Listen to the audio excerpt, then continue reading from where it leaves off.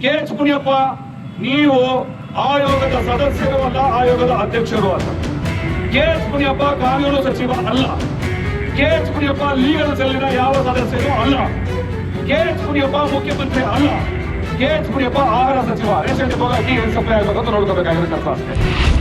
ಒಬ್ಬ ಕನಿಷ್ಠ SSLC ಓದಿರುವಂತಹ ಒಳಗಡೆ ಓದುವಂತಹ ಕಾನೂನು ನಾಲೆಡ್ಜು ಈ ಅವಿವೇಕಿ ಅಯೋಗ್ಯ ಕೆ ಎಚ್ ಮುನಿಯಪ್ಪನಿಗೆ ಇಲ್ಲದಿರುವಂಥದ್ದು ವಿಷಾದನೀಯ. ಮುಖ್ಯಮಂತ್ರಿ ಅಧಿಕೃತವಾಗಿ 22 ತಾರೀಕಿನ ಬಗ್ಗೆ ಮಾತಾಡ್ತಾ ಅಂತ ಹೇಳುವಾಗ ನಮಗೆ 3 ತಿಂಗಳ ಕಾಲಾವಕಾಶ ಕೊಟ್ಟು ಹೇಳೋದಕ್ಕೆ ಕೆ ಎಚ್ ಮುನಿಯಪ್ಪ ನೀನು ಯಾರು, ಎಷ್ಟು ಆತ್ಮಾಹುತಿಗಳಾಗ್ತವೋ ಗೊತ್ತಿಲ್ಲ. ಇದಕ್ಕೆ ನೇರ ಕಾರಣ ಸರ್ಕಾರ ಆಗ್ತದೆ.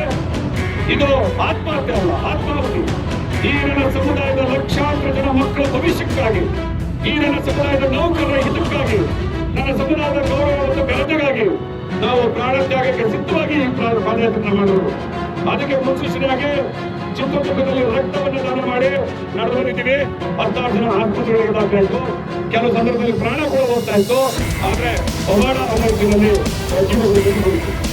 ಆ ನಂತರ ನಮ್ಮ ಮೈಗಳಿಗೆ ನಾವೇ ಉಳ್ಕೊಂಡು ಸರ್ಕಾರವನ್ನು ಎಚ್ಚರಿಸಿದ್ದೀವಿ. ಅರೆಬೆತ್ತ ಮೆರವಣಿಗೆ ಮಾಡ್ತೀವಿ, ಪಂಚಿನ ಮೆರವಣಿಗೆ ಮಾಡ್ತೀವಿ. ಇನ್ನು ಮುಂದುವರೆದಾಗ ಈ ಸರ್ಕಾರಕ್ಕೆ ನಾವು ಎತ್ತಿಸೋದಿಲ್ಲ ಅಂತಂದ್ರೆ ನಮ್ಮ ಹೆಣಗಳನ್ನು ನಮ್ಮ ವಿಧಾನಸೌಧಕ್ಕೆ ಕರ್ಸ್ಕೊಳ್ಳಿ.